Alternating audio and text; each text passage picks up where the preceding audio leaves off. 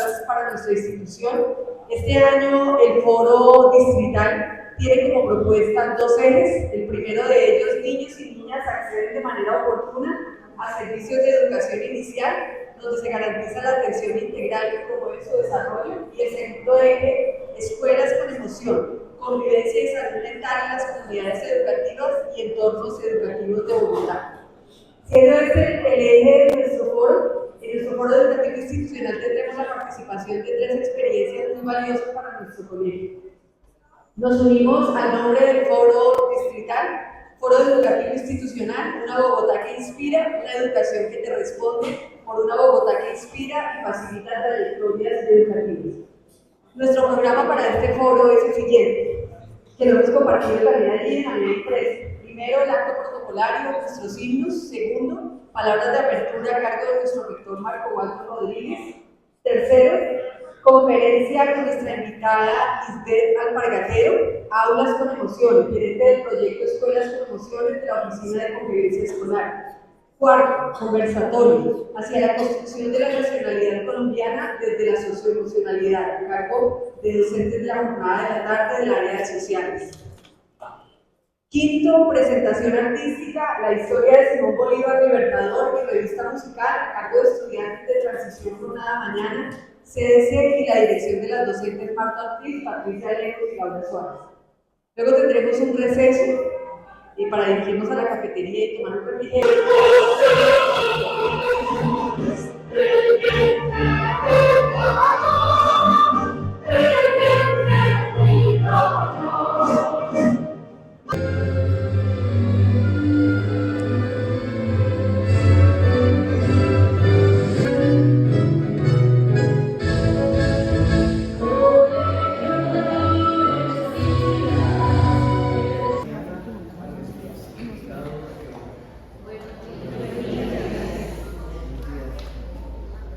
Hace 2 años exactamente llegaba al colegio Darío Chandía, en su momento el director local, Alfonso Gutiérrez, me presentaba a la comunidad y sé que en su momento fueron muchas las expectativas. Ya en este camino recorrido puedo decir que tanto ustedes como yo hemos compartido momentos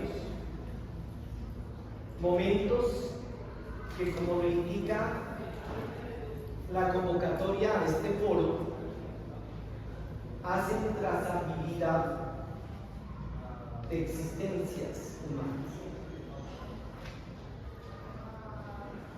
Y hoy doy un parte satisfactorio de ese compartir vidas. Y dentro de las vidas, pues, obvio, nuestra vocación, que es la que nos identifica como maestros, pero a los estudiantes también, ese poder compartir en el diario vivir, en el saludo, en el acompañamiento al almuerzo, al desayuno, que efectivamente le dan otro significado a la vida humana. Como les decía, la convocatoria a este foro está inspirada por una Bogotá que inspira, en la redundancia, facilita trayectorias de vida. Qué importante inspirar, claro que sí, pero también muy importante el traducir esa inspiración en hechos reales. El facilitar no solamente es dar oportunidades, sino convertirlas en una realidad. Y es precisamente lo que uno respira y vive en esta comunidad de Chandía. Tenemos una invitada de honor muy especial, Isbeth, quien precisamente se ha dedicado varios años al estudio de las escuelas con emoción, pero no solo al estudio, interpreto que han sido hechos, vividos, experiencia acumulada. y ahí podremos también alimentarnos como comunidad. Y en el conversatorio, muy interesante, construcción de nacionalidad colombiana desde la emocionalidad. El mismo referente, obvio.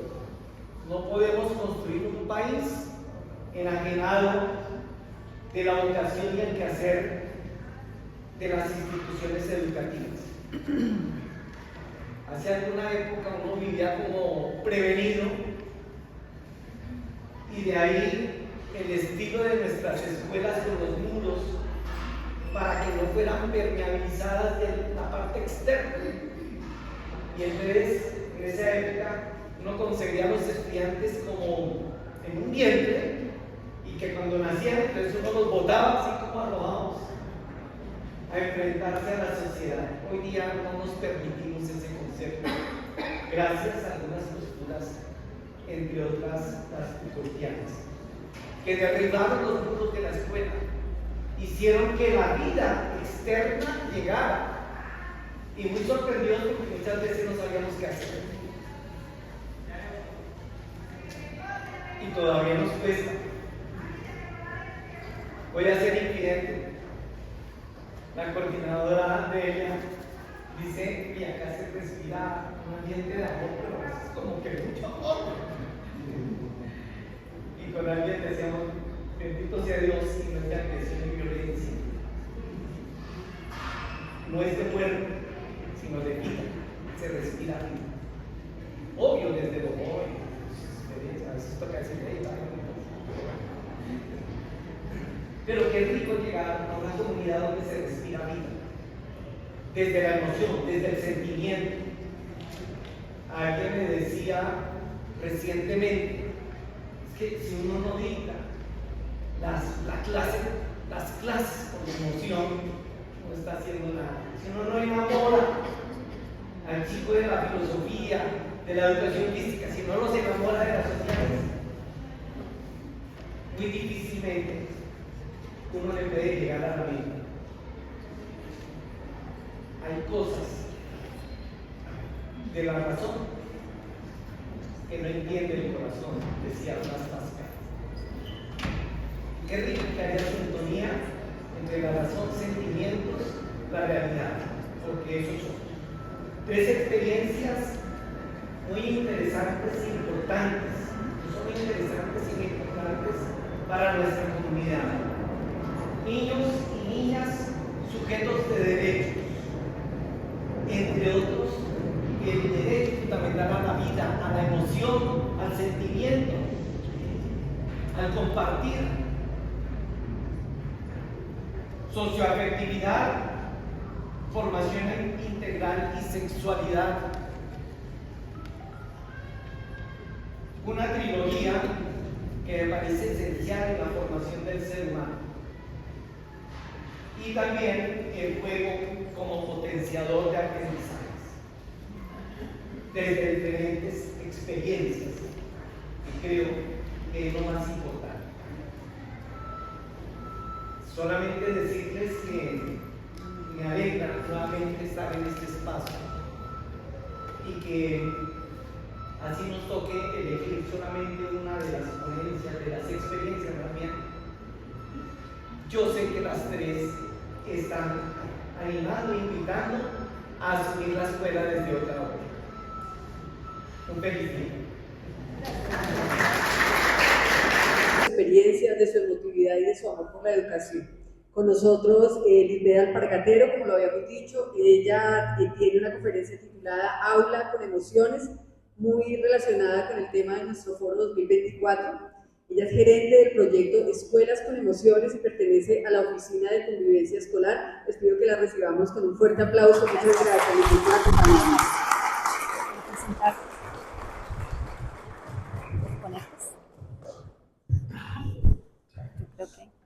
¿Será que me escuchan así o...?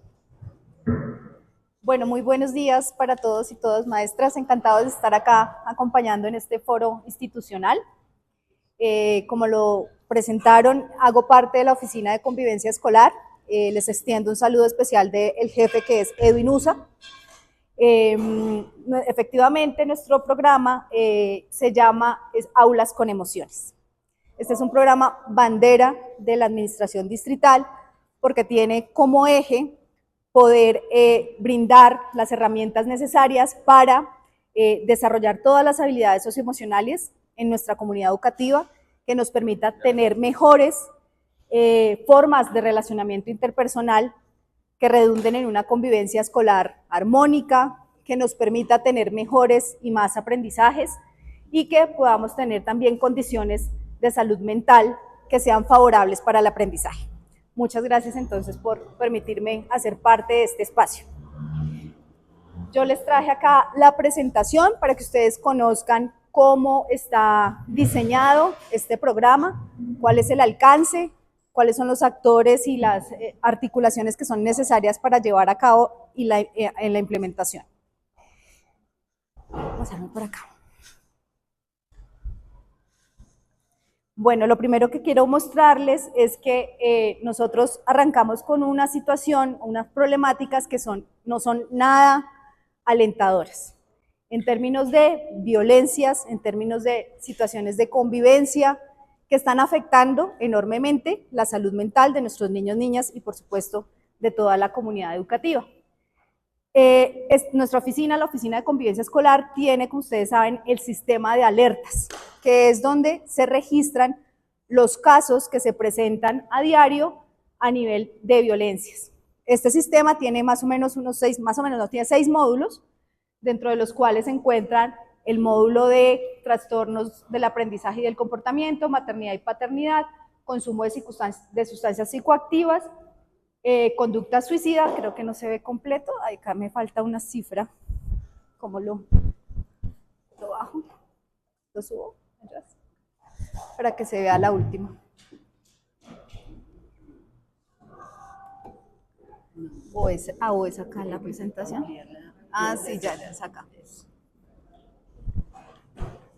Conducta suicida y todo el tema de abuso y violencia. Aquí nos hace falta uno que es el de accidentalidad escolar, pero pues no lo trajimos en estas estadísticas porque queremos hacer notar es el incremento en los casos de abuso y violencia. Entre 2019 y 2023 tenemos 129.836 casos registrados, de los cuales 68.000 son de violencias. Y esto se ha ido incrementando de manera muy vertiginosa, sobre todo después de la pandemia. En términos de violencia sexual, por supuesto, las cifras también son bastante alarmantes, siendo las mujeres las víctimas principales de esta violencia, el acoso escolar, donde las mujeres también son las más afectadas, la conducta suicida, donde también las mujeres están muy afectadas, y consumo de sustancias psicoactivas, en donde si el comportamiento es contrario, son los hombres los que están teniendo una mayor frecuencia de este consumo de sustancias psicoactivas. Entonces, frente a esta realidad que nos preocupa a todos en la ciudad y por supuesto a la Secretaría de Educación, se diseña este programa de aulas con emociones. Realmente es la manera como queremos que sea recordado a nivel distrital, pero el programa se llama Programa para la Convivencia Escolar y la Salud Mental en Entornos Priorizados. Ese es el nombre, digamos, como aparece en términos de política pública en el distrito.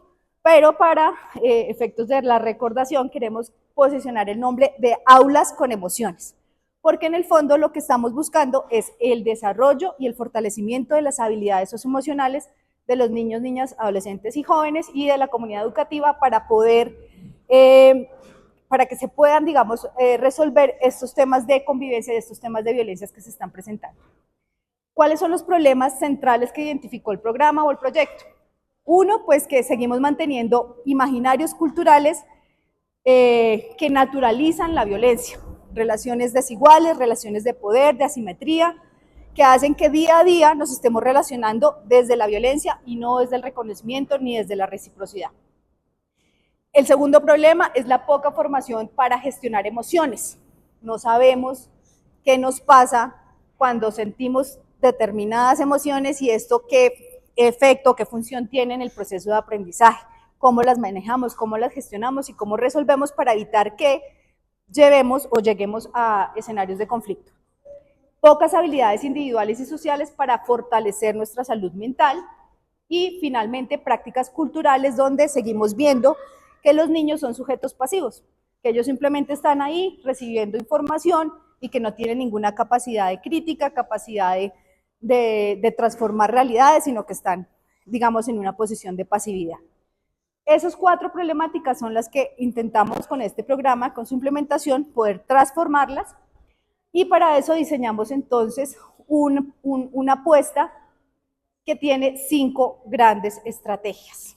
Es una apuesta que se desarrolla también de manera articulada con la Dirección de Participación y Relaciones Interinstitucionales de la Secretaría, o sea, no solo estamos en la Oficina de Convivencia Escolar, sino también la Dirección de Participación.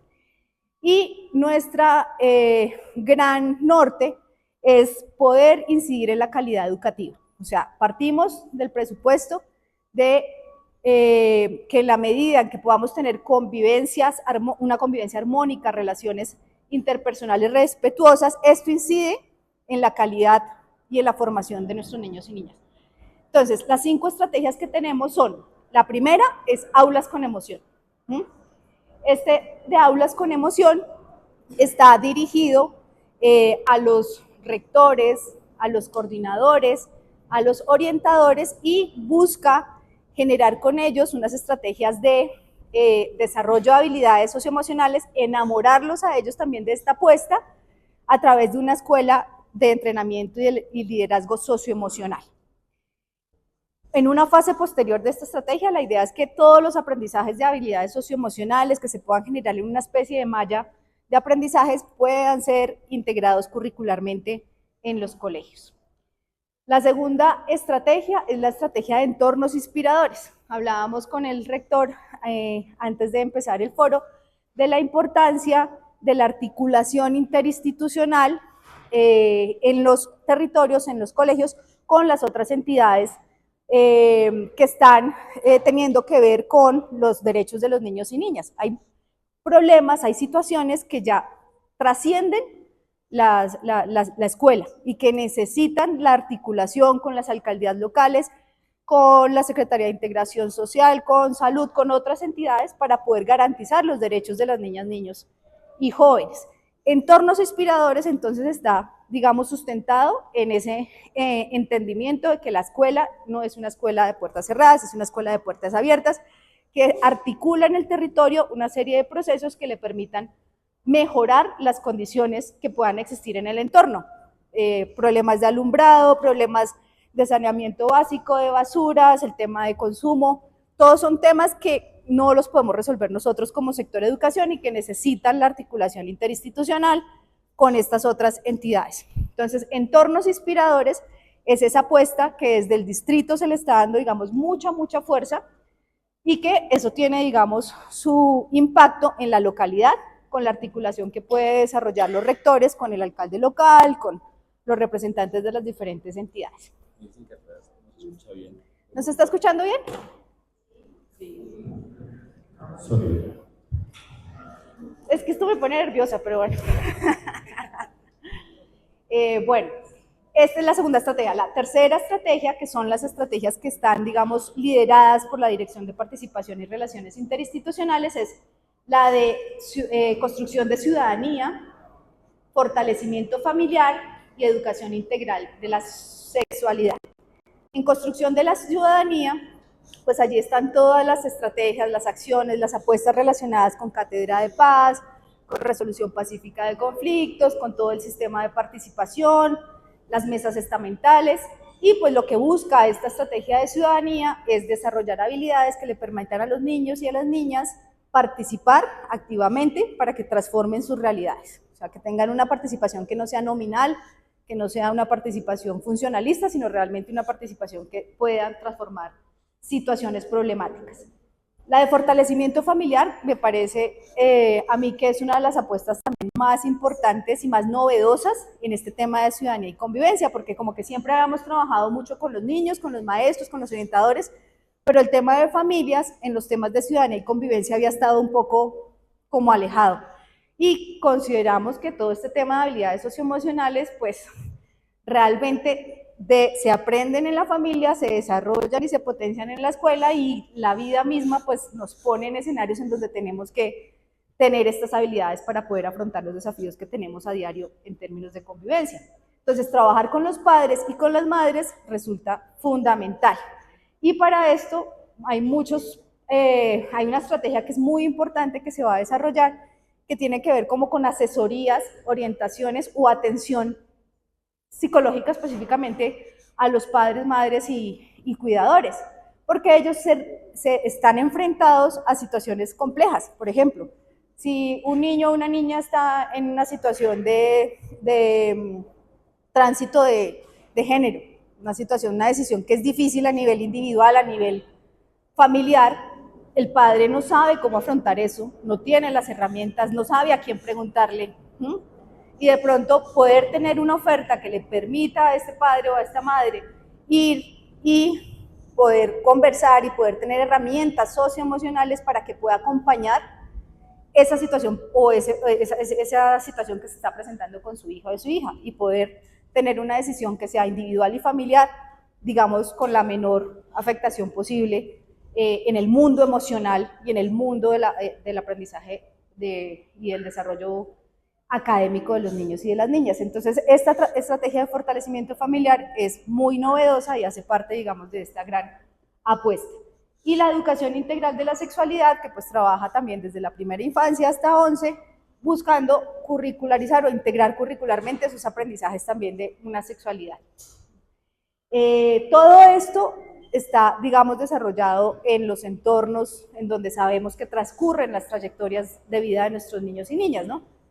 La familia, el colegio, el entorno educativo, pero cada vez más el entorno digital, porque sabemos que allí también se están presentando muchas situaciones de violencia, muchas situaciones de riesgo para los niños y para las niñas. Entonces, la gran apuesta en el fondo es poder tener en el centro de todo a los niños, niñas y adolescentes, teniendo un desarrollo de las habilidades socioemocionales, desde una perspectiva no solo individual, sino una perspectiva sistémica, societal. Y obviamente nosotros tenemos una responsabilidad por ley que tiene que ver con la prevención, la promoción, la atención y el seguimiento de los casos de violencia. Entonces, nuestras estrategias, las 5 estrategias, tienen acciones concretas en términos de prevención, en términos de promoción, en términos de atención y en términos de seguimiento. Las habilidades que hemos puesto en el centro no es que sean las únicas habilidades que queremos desarrollar, sino que son, digamos, las básicas para las 5 estrategias. Son la habilidad de agencia, pues realmente la agencia no es una habilidad, la agencia es una capacidad. Pero digamos, acá se ha colocado como central, porque es la posibilidad de que los niños y las niñas reconozcan el poder que tienen para transformar, para participar, para no ser pasivos, para poder estar, digamos, en un escenario de relacionamiento que les dé un lugar activo en el colegio, en la escuela. La segunda habilidad es la habilidad de empatía, la habilidad de toma de decisiones, la autoconciencia y el manejo de los conflictos. Estas son apenas algunas de las habilidades socioemocionales, pero no son las únicas. Cada una de las estrategias va a tener, digamos, otra serie de habilidades que va a desarrollar.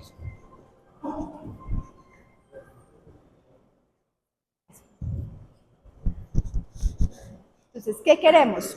Una educación integral en la que se privilegia la formación del ser y del saber.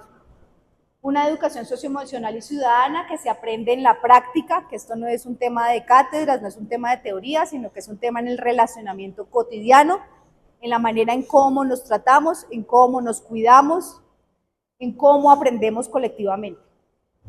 Una educación en la que la escuela, la familia y la comunidad construyen relaciones horizontales. Esto de las relaciones horizontales pues es el tema de la reciprocidad, de la cooperación, del reconocer al otro y a la otra como diferente, pero que es importante en la construcción del conocimiento.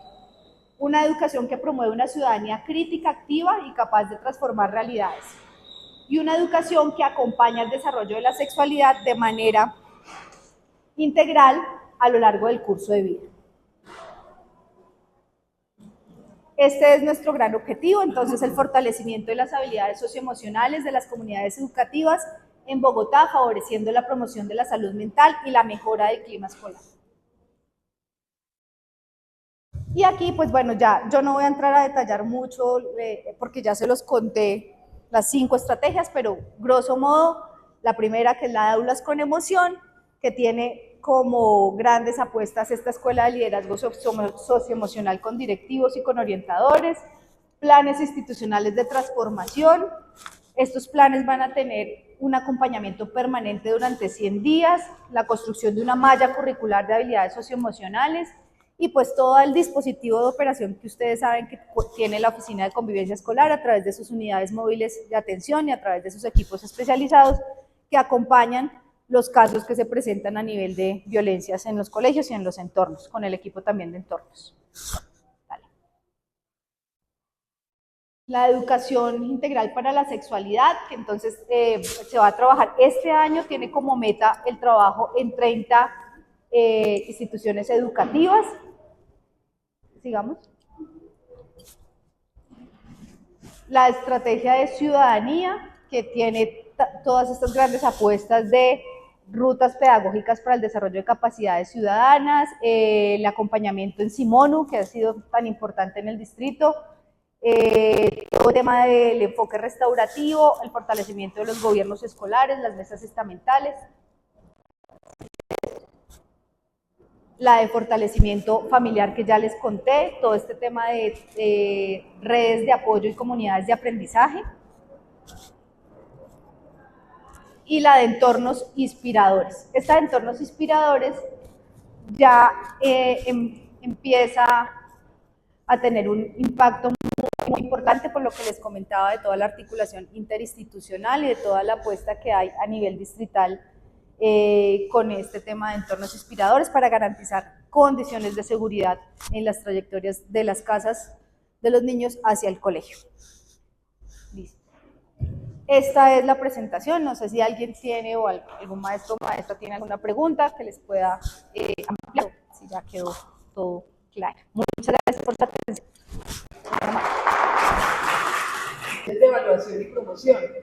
Y una de las inquietudes que encontrábamos con los profes que estaban proyectando muchas estrategias para mejorar era de qué manera hacer que el enfoque de nuestros estudiantes, desde lo socioemocional, pero también desde el saber, sea más claro hacia el futuro. ¿Por qué? Porque de pronto nosotros como docentes tenemos una intención y encaminamos nuestras acciones y nuestra pedagogía con el ánimo de que el chico se fortalezca cognitivamente, que esté bien emocionalmente, pero a veces hablamos dos lenguajes distintos. Pareciera que los intereses de los chicos fueran por otro lado. ¿De qué manera, de pronto tú siendo un poco maga, decirnos cuál sería ese pase mágico para poder combinar y articular el conocimiento, los intereses de los muchachos y nuestras prácticas pedagógicas en la escuela para unos mejores resultados?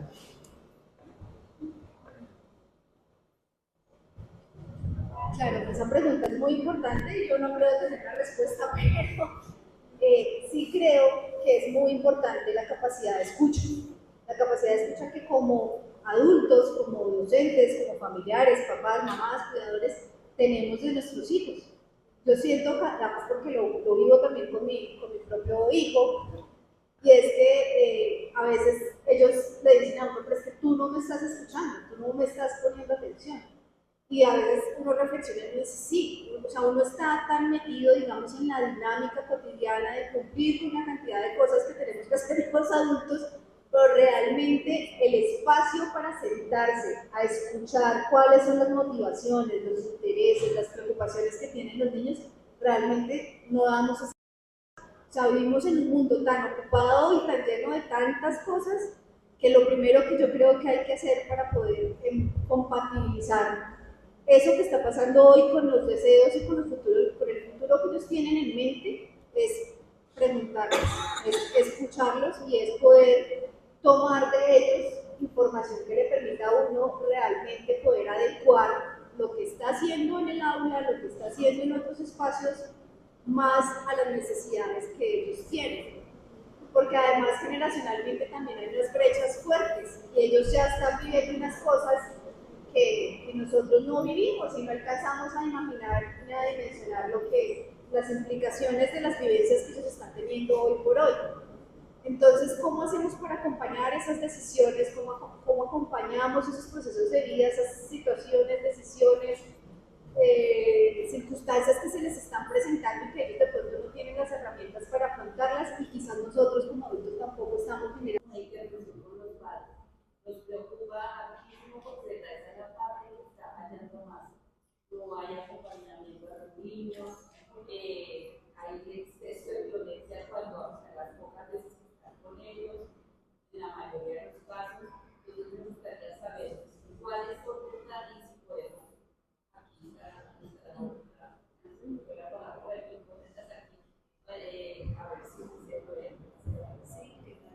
se puede. Sí. Bueno, antes como que todo el tema de familias estaba muy enfocado al tema de escuela de padres y madres, al tema de generar redes de familias, pero pues lo que se ha visto es que en la práctica eso no ha funcionado, no asisten, digamos, no hay una manera en que los padres se enganchen realmente a estos procesos. Por eso el tema de las habilidades socioemocionales está más dirigido a poder tener ese acompañamiento un poco más cercano a estas situaciones donde se están presentando violencias en estos entornos familiares.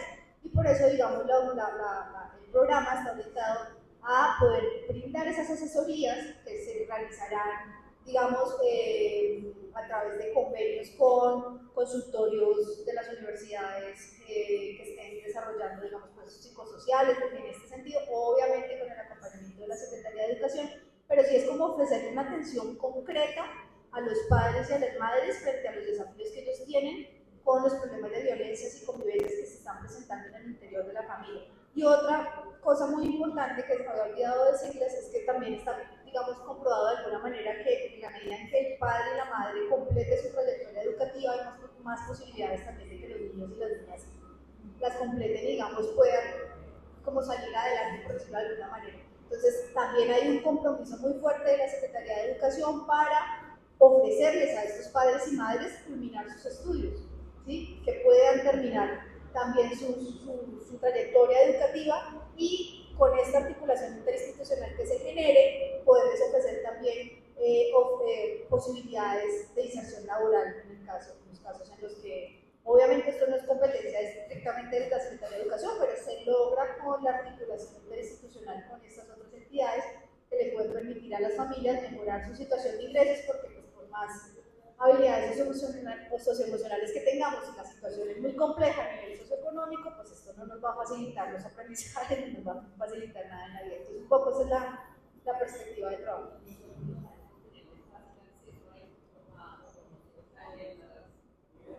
Sí, claro.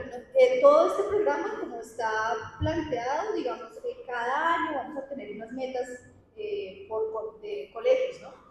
Entonces, por supuesto que sí, vamos a hacerlo progresivo y ustedes van a tener la información de que cada año qué colegios son los que van a verse beneficiados, digamos, con cada una de las estrategias. En algunos colegios van a llegar más de una estrategia, eso puede pasar y eso es. Gracias.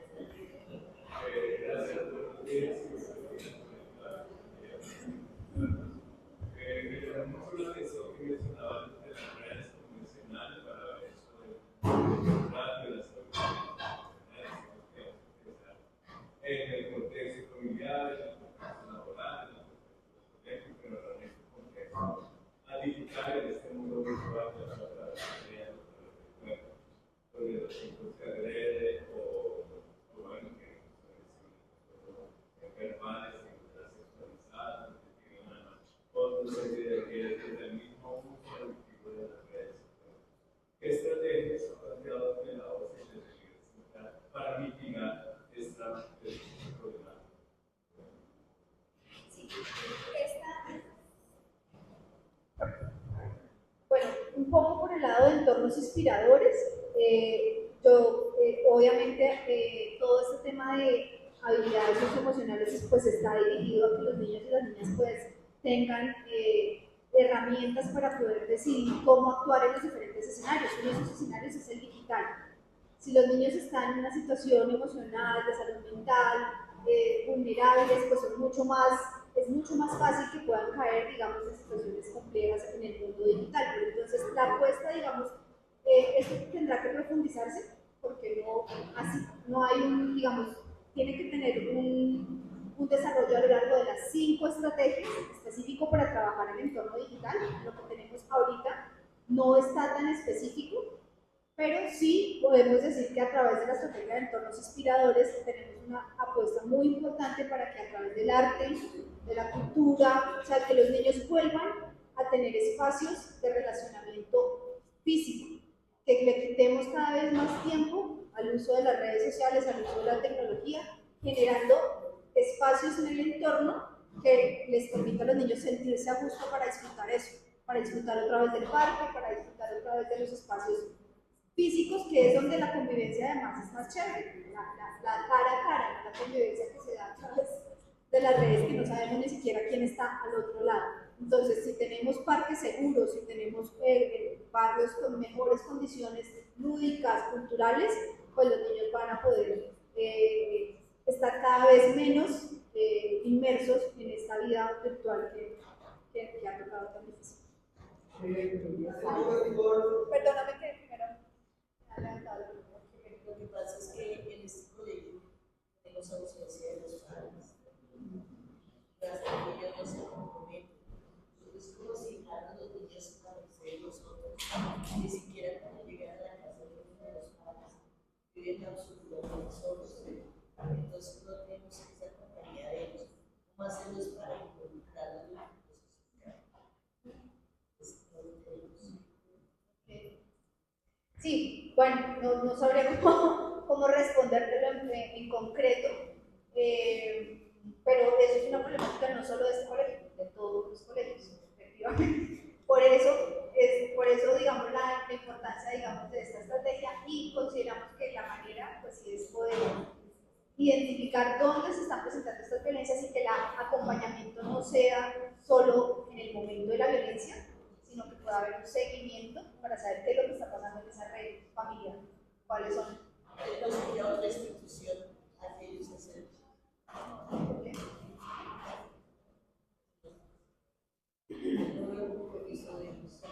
Sí, es el reto que tenemos, pero es un reto que tenemos compartido. O sea, tanto los maestros acá en el nivel local, en las instituciones, como en la secretaría, tenemos el reto de enamorar a los papás con esta estrategia. No será fácil, no será una cosa pero tenemos que empezar por algún momento, porque pues, esto se ha dejado abandonado mucho tiempo. Hace poco estuvo Luz de Jiménez, que fue maestra de niños, con su trabajo pedagógico de aprendizaje para la vida. Me imagino que la secretaría está muy preocupada. De una u otra forma, se amplía esa educación emocional a los colegios partiendo de una relación articular con la casa. El reto, como su merced lo dice, es cómo llamamos a la casa con las condiciones que el Estado nos da. Entonces, podemos emprender las estrategias, pero siempre habrá uno, en la medida que no podamos, articular a la casa con la escuela, y en la medida en que a los maestros se les coloque más trabajo, pensando que ellos son generadores de un cambio que no se hace si no hay una apuesta clara por la familia. La familia plantea desde la educación, desde nuestra ley, que lo han dejado por fuera, todos se lo han acumulado al colegio o a los maestros, plantea el reto de centrar más en las estrategias socioemocionales en el punto clave que es el núcleo familiar. Entonces creo que de una u otra forma lo nombraba, pero es que si no hay una estrategia contundente, la utopía que es el comienzo se puede volver una distopía. Entonces creo que habría que ponerle un punto más de atención a ese eje central que es el núcleo familiar. Sí. Desde ese punto de vista, desde la perspectiva. Sí, de acuerdo. Y de hecho la Secretaría en alguna de sus intervenciones decir que o sea, lo más importante de este tema con las familias es lograr que ellos lleguen a buscarnos y no que nosotros vayamos. Sí, que es como ha funcionado, o sea, la escuela de padres, las redes, pues, no van a venir. Si ofrecemos algo que realmente supla una necesidad que ellos tienen, es más fácil que se acerquen a nosotros. Entonces, por ejemplo, si se ofrece ese tema de completar las trayectorias educativas, algún padre le sonará. Y ese puede ser el gancho para poder ofrecerle los otros acompañamientos a nivel de desarrollo de habilidades socioemocionales, que vengan a los consultorios, que empiecen a involucrarse cada vez más. Entonces, la idea es que ellos nos busquen más que nosotros irlos a buscar, y pues obviamente la estrategia tendrá que ser diseñada en esa lógica que le estás planteando. La idea es el hecho de que el gobierno general es muy paternalista, ¿sí? Y da para brindar los derechos de los niños y las niñas muchas cosas: la gratuidad, la parte socioemocional, el apoyo, y a fin de cuentas terminamos dando en la escuela lo que la casa no da. Pero no hay exigencia hacia los padres, ¿no? Y me parece que sí debería existir desde esas políticas del gobierno una exigencia. Sí, el gobierno le está dando esto, pero usted tiene que dar esto y tiene que corresponder a los deberes de ellos como padres, porque ellos creen que venir y abortar a los chicos aquí ya eso es suficiente y terminamos nosotros sufriendo todo lo que no da en casa. Sí, de acuerdo. Ese es básico, digamos, esa corresponsabilidad que se necesita con los padres, con los cuidadores. Es fundamental y no podríamos funcionar si no existe, digamos, ese principio. Listo. Muchas gracias. Responsabilidad familiar, porque tristemente no solamente es el proceso académico. Hoy despertamos acá en el colegio con una tristeza porque hay una situación difícil y el contexto familiar es el que ha originado esa dificultad. Entonces, a veces, ¿cómo pretender tener unos estudiantes que brillen académicamente cuando las situaciones familiares son demasiado fuertes y quizás son el contexto donde más bloqueados están? Por ahí alguna vez veía yo una imagen en una sombrillita y los niños debajo y decían, a veces el único lugar que tienen para refugiarse es la escuela, ¿no? Y ahí hay que repensarnos qué hacer. Y esa tarea tan importante a nivel social que tenemos como educadores. Muchísimas gracias, Lidia, por aportarnos con todo tu proyecto y conocimiento. Lo decía bien Oscar Wilde, el medio mejor para ser buenos a los niños es hacerlos felices, definitivamente. Continuamos avanzando en nuestro foro. Para este punto, el cuarto, tenemos el conversatorio, una interesante propuesta del área de sociales, jornada tarde, que se llama Hacia la construcción de la nacionalidad colombiana desde la socioemocionalidad, a cargo de Tatiana Aguilar, Eduardo Rodríguez y como moderador Edgar Valle. Invitamos a los ponentes a este conversatorio. Adelante.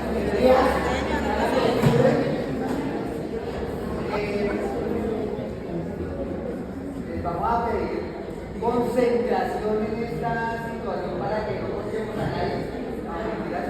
No se trata de cortar a nadie, sino de la concentración que hizo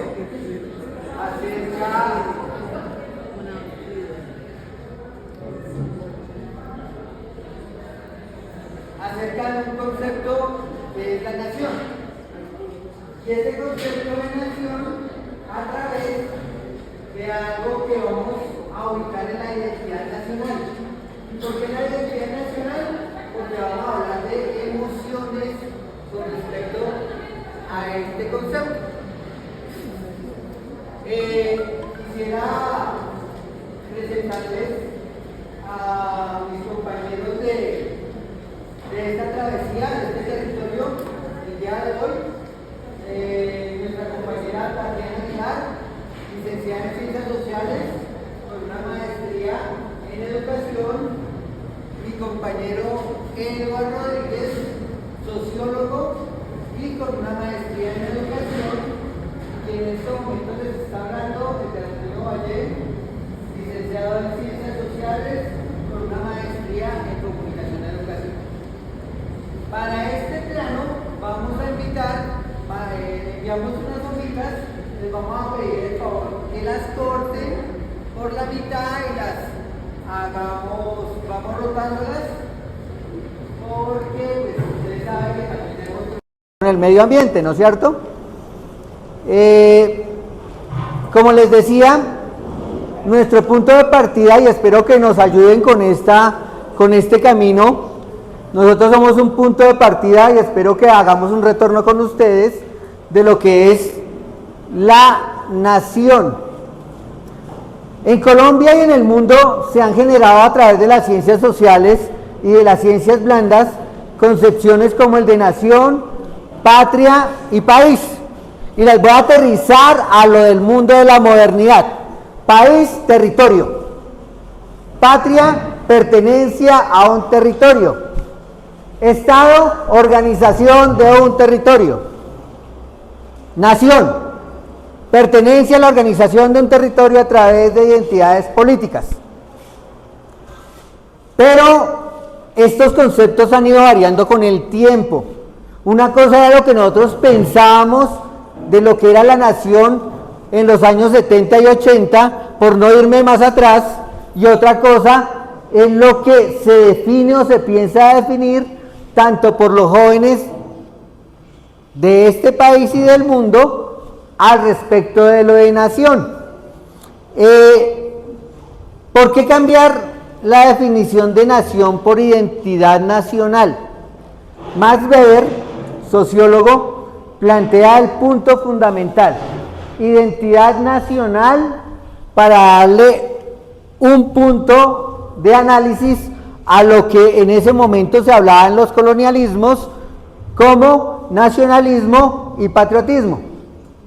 Patriotismo como una idea, digamos, de sano entendimiento con lo que era esa pertenencia al territorio, y nacionalismo evocando la autoridad política de un grupo de personas en torno a ese territorio. ¿Listo? La idea de nación es una idea utópica. ¿Por qué? Porque se construye paso a paso. Una cosa está en el tiempo y otra cosa es la dimensionalidad espacial. Nosotros sabemos en filosofía, señor rector, que el hombre se mueve en dos grandes dimensiones: tiempo y espacio. Negar el tiempo y el espacio del hombre es negarlo. ¿Listo? La existencia hace parte de ello. Y la existencia no solamente es la existencia racional de lo que decía René Descartes por allá, pienso, luego existo, donde comienza el racionalismo, sino que luego se abren otras puertas y otras miradas. Y aterrizamos, digamos, en este cambio, en este momento de cisma de conceptos. Algunos autores hablaban de los conceptos zombies, porque son conceptos que van muriendo, pero van caminando y van cambiando y se van transformando, como el de ciudadanía. ¿Sí? Antes el concepto de ciudadanía está enmarcado en la edad, 18 años ciudadanía. Hoy en día, por ejemplo, hablamos de ciudadanía juvenil, que trasciende otros espacios, no solamente los de los conceptos formales que se trabajaron y se plantearon en la modernidad. Como no quiero ser demasiado teórico con ello, entonces vamos a plantear dos puntos de partida a los que vamos a hacernos preguntas. Los compañeros van a hacer alguna serie de preguntas, algunas actividades para ir descubriendo ese tema de identidad ciudadana, y vamos a ver dos tópicos al final. Los neomarxistas y marxistas hablan de que Colombia es un país que no, o que tiene inconclusa la construcción de nación. ¿Listo? Otros teóricos van a plantear como Bolívar esa construcción del país total, de lo que queremos en la utopía, como les decía, de esa retroalimentación de las personas en torno a ese quehacer, ya no es de la nación, sino desde la ciudadanía. Vamos a hablar, ¿hay sujeto político en Colombia? Estamos muy quedados de ese sujeto político en Colombia. Mockus lo planteó en un punto determinado con la cultura ciudadana. La cultura ciudadana era una apuesta de ciudadanía. Algunos la plantearon que era una apuesta demasiado europeizada, pero sirvió en un momento y un punto para desprender, como abrirnos los ojos en ese tiempo a los académicos de la importancia de lo que era construir ciudadanía. Ciudadanía digna es emocionalidad versus racionalidad en un equilibrio. Entonces, sin más preámbulos, le doy la palabra a la compañera Tatiana. Buenos días, compañeros. Entonces, como el compañero acá ya les había mencionado, nosotros tenemos las hojas, falta alguien para tener pronto su media hojita, su hojita para que lo ¿Quiénes? Levanten la mano los que están todavía con su media hojita. ¿Por ella? La idea en esa media hojita es que vamos a dibujar, representar, escribir. La pasamos para atrás. Que nos expresemos cuando pensamos en símbolos relacionados con el sentimiento de ser colombiano, qué símbolos se nos viene a la cabeza, qué palabra, qué oración, qué, no sé, algo que nos relacione con el hecho de ser colombianos, de Colombia, sentirse colombiano. Eso es lo primero. Y lo segundo es qué tienen o qué asocian ustedes con el término patrimonio cultural, que es algo de lo que veremos más adelante. Entonces, por un lado, símbolos con los que nos asociamos con ser colombianos, símbolos de la colombianidad, y por el otro, qué tenemos por patrimonio cultural. ¿Queda claro lo que vamos a hacer? Entonces, mientras tanto, yo voy asociando esto porque no. Algo pasa con los portátiles porque no. Me siento de haber nacido en mi patria.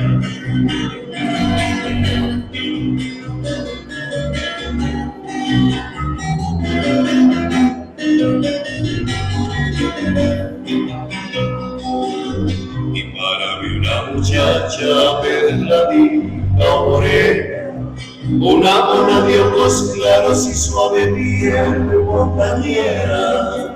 Una mona de ojos claros. Muchachas, música y tela Pues en la de Santander. la sierra de Villano.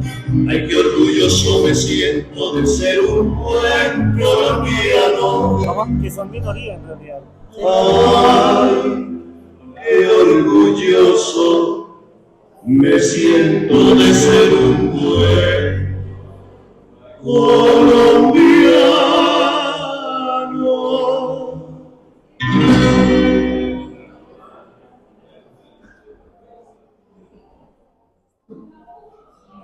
Bueno, compañeros, entonces, después de la música amena con la que nos vinculamos con el ser colombianos, una canción que nos llena de orgullo, nos recuerda nuestras raíces colombianas, es una canción, obviamente, de una historia de centralismo basada en el Pamuco, en este centro de Colombia, que para muchos de pronto ya no existe como tal. Colombia que está asociada a unos símbolos que de pronto ya no entendemos mucho. Entonces, ¿quién nos quiere comentar sus respuestas? Símbolo y patrimonio.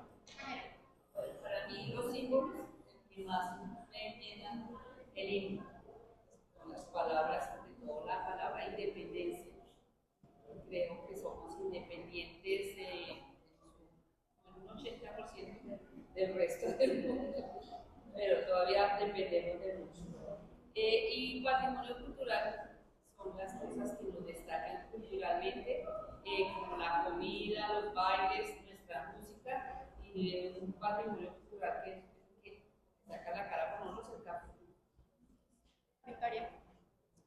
Pues yo, para mí lo importante es la naturaleza, la vegetación, todo lo que tiene Colombia. Para mí es algo que no está en ningún otro país, la Sierra Nevada. Me emociona mucho ver esa ciudad perdida. La ciudad perdida me emociona a mí porque es algo que no se encuentra por otro lado. También de que a nosotros siempre nos distingue ese sombrero volteado.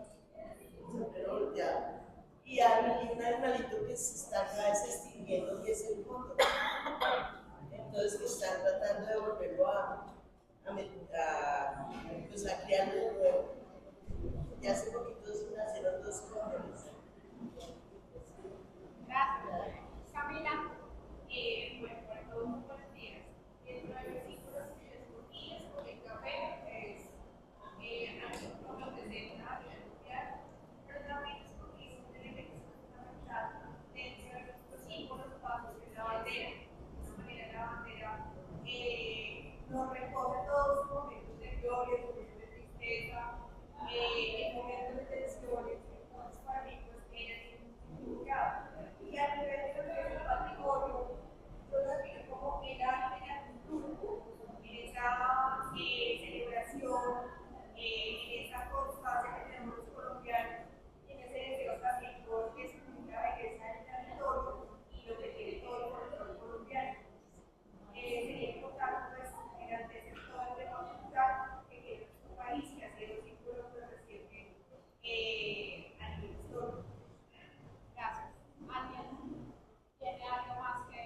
Un estudiante. ¿Agregar?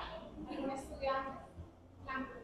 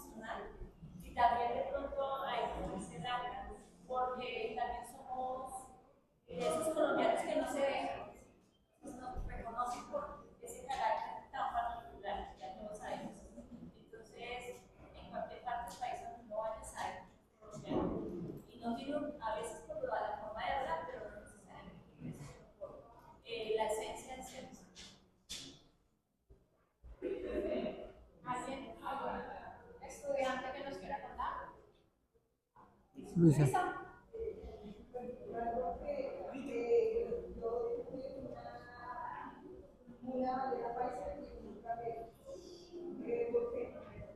Yo admiro mucho a la paisa, en el sentido de que ellos sí, lo que el resto de la representación por los asuntos. Ellos quieren mucho su territorio, mientras que nosotros los bogotanos no lo queremos.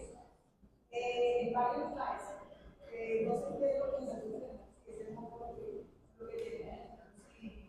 Bueno, de símbolos patrios es el cóndor. Porque el cóndor, pues tiene alas, puede volar, pero y nosotros podríamos tener la actividad de hacer muchísimas más cosas y poder volar y hacer de este país un camarada de los algo que sí es que no amamos nuestro territorio. Lo que sí, a mí, para mi poder, y defiende su territorio y para ellos eso es un lugar sagrado. Eso nos falta a mí. ¿Alguien más quiere agregar algo? Patrimonio cultural de la sociedad y la nación. Patrimonio bajo la República, bajo micrófono. Y símbolos del aguardiente, el laurel, la biodiversidad, la bandera, la orquídea, la flor. Estas son trabajos de las oportunidades. Bueno, entonces, además que nos verá, entonces tenemos que los símbolos patrios, como vemos el cóndor, es una emblemática de los Andes, ¿sí? Digamos que son representaciones visuales y auditivas que nos permiten conectar de manera emotiva con a lo que es la nación, con la pertenencia o por el sentido de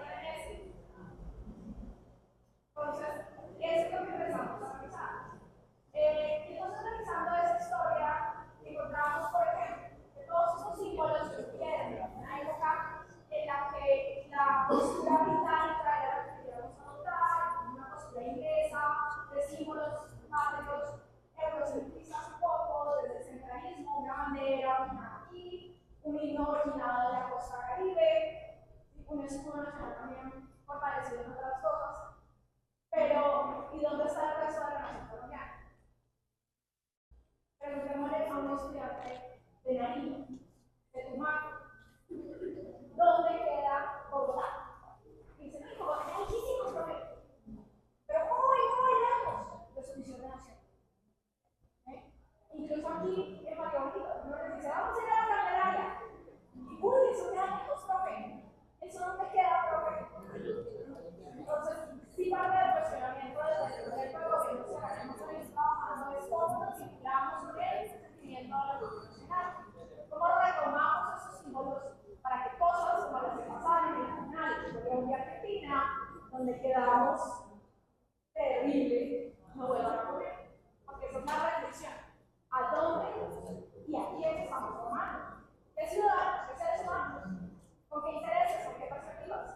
Porque cuando uno habla con ellos, encuentra que la emoción de ser colombiano pasa por el fútbol, pasa por la camiseta, tiene vínculos con otros símbolos, por ejemplo, hablando del himno nacional, pero ese himno es algo que canta, sí, con orgullo, pero no es una canción que identifique con ser colombiano. Probablemente otras canciones son más representativas para él. Entonces, de eso vamos a hablar. Mientras Tatiana pone la siguiente diapositiva, ustedes en su hojita van a responderse esa pregunta. ¿Qué es ser colombiano para ustedes? ¿Qué los identifica a ustedes como colombianos, individualmente?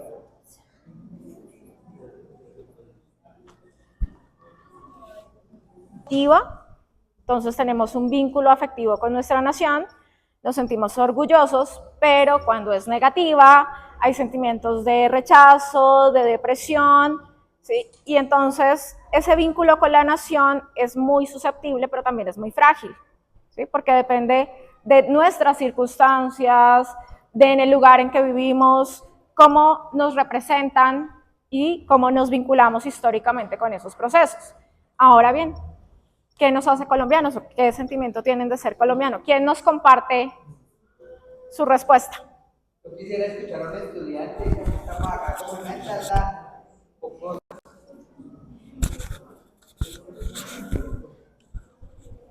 Estoy quedando sin voz. Ay, se me torció mi flor. Soy la floreada. Sí, eres la asistente de floreador. ¿Alguien? ¿No tantos? Lo veo, yo a ella la veo con ganas de hablar. Démosle la palabra. A ver. ¿Cómo se llama? ¿Me recuerdas tu nombre? Listo, Pablo. Bueno, pues, digamos, a mí no se me hace ser colombiana la motivación o algo que ver con todos los colombianos, el tema de la alegría y el tema del trabajo. Siempre se nos ha considerado personas muy honestas, muy trabajadoras, y es algo que una cualidad que se tiene que resaltar. Pero antes se tocó un tema muy importante, que es el tema de la pérdida de identidad y la pérdida del sentido de apropiación que tenemos en nuestro país. Yo siento que también va mucho al tema de la globalización que nosotros vivimos en estos momentos. Nosotros ahora, con el tema de las redes sociales, solamente miramos que es para afuera, ¿no? Si irse para España o irse para Holanda, pero no vemos todas las posibilidades que nosotros tenemos en nuestro país. De igual forma, también es resaltar el contexto en el que estamos. Pues, simplemente queremos vivir de acá para tener mayores ingresos, pero eso también genera la pertenencia que nosotros tenemos. Y digamos, es sorprendente cómo nosotros sí hemos perdido todos los conceptos que queríamos tener de nuestro propio país. Digamos, el año pasado se realizó la feria empresarial, pues, digamos, yo realizaba una actividad con los de la tarde y les preguntaba las capitales de los departamentos. Y ninguna salía, ninguna, o sea, era algo que se les preguntaba sobre los símbolos o sobre, digamos, algún paisaje o algo representativo de nuestro país y nadie contestaba nada. Entonces es como ahorita tener ese sentido de pertenencia y saber que es lo mismo que nosotros deberíamos de tener como colombianos, por lo menos pues, saber en dónde estamos ubicados. Pero yo les decía por lo menos cuáles son los colombianos, cuáles son los nacionales que tenemos que dar. Teniendo nosotros tanta riqueza, por lo menos en nuestro país. Gracias. Y como dijo la profe Tatiana, les voy a hablar algo acerca del patrimonio, ¿sí? quería preguntarles, pues, antes de comenzar, ¿qué era lo que habían colocado de patrimonio? Escuché por ahí que han hablado de la naturaleza, ¿cierto? Habían hablado de nuestros recursos naturales, de la calidad de personas que somos, de los platos típicos, la gastronomía, pero pues algunos dejaron de lado ciertas cosas como, digamos, el patrimonio material, específicamente hablando, de los monumentos, de las construcciones, ¿cierto? Eso también pues hace parte de nuestro patrimonio cultural. El sombrero, la ruana boyacense, el café, el sombrero boyacense y el sombrero volteado, ¿no? Los dos son elementos propios de nuestro patrimonio, pero hay unos que son como más relevantes y más, o sea, son un símbolo más predominante de lo que es ser colombiano. Vemos en las presentaciones internacionales de nuestros deportistas el sombrero volteado, pero no el sombrero boyacense, por ejemplo. Todo viene de que el patrimonio, los símbolos, se construyen de una manera oficial. Existen unos símbolos oficiales. Déjalo ahí un momentico. Déjalo ahí un momentico. Existen algunos símbolos oficiales del patrimonio, el sombrero volteado, inclusive las máscaras de los monocucos, las marimondas, que tienen un carácter universal, y otros que son de alguna representación más localizada, más de aquí. El café, pues que es universal, aunque ya no somos el principal productor de café suave en el mundo, ya nos han desbancado de esos puestos, nunca fuimos el primero, pero sí estuvimos dentro del top, ¿cierto? Bueno, digamos en volumen no fuimos los principales productores, pero en cuanto a la calidad del café sí fuimos los primeros durante una época que ya no existe. Ahora los cafés de Nigeria, de Etiopía, pues tienen mejor calidad que los cafés colombianos. Entonces son símbolos que se han ido devaluando con el tiempo. La música, los gaiteros de San Jacinto son, digamos, como símbolos oficiales de lo que es ser colombiano. Esos símbolos, y al ser oficiales, también dependen de un fenómeno globalizante muy importante, el mercado. El mercado se ha encargado de mostrarnos y determinar cuáles son esos símbolos que nos representan colombianos, como colombianos, más que lo que somos nosotros, es lo que el mercado determina que son esos símbolos. ¿Listo? Y vamos a ir como analizándolo lentamente.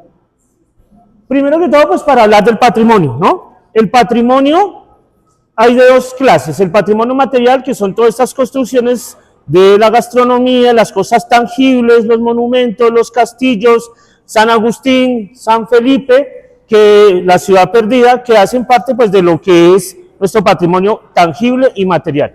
Pero existe otro patrimonio, que es el patrimonio cultural, que no es estable, no es fijo, sino que se construye en cada momento.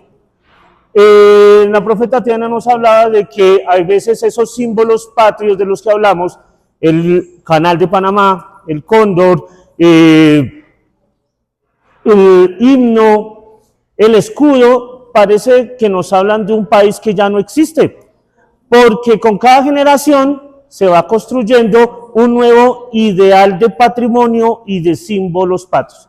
Por eso es que a veces a nuestros estudiantes les cuesta trabajo identificar esos símbolos que para nosotros son tan claros.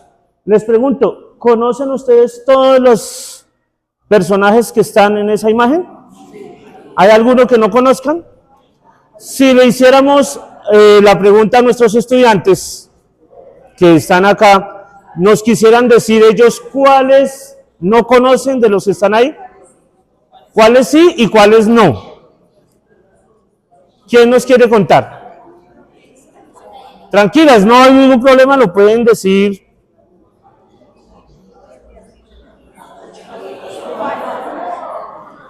¿Ah? ¿Alguno de los estudiantes conoce ese señor de la gorrita que dice Topito? ¿No? ¿Alguno conoce el señor de abajo? No, de los estudiantes. ¿No? ¿Y conocen los que están al lado de Pedro el Escamoso? ¿Nada? ¿Sí? A ver, escuchemos, ¿cómo te llamas? Melanie. Escuchamos a Melanie, porfa.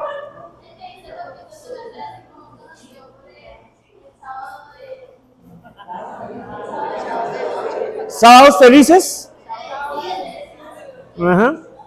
Pues les cuento algo pues a mis estudiantes, ¿no? Esos tres personajes que están ahí en blanco y negro por una razón, en una época aquí en Colombia fueron tan centrales como Maluma, como Karol G, como cualquiera de las grandes vedettes de nuestra farándula.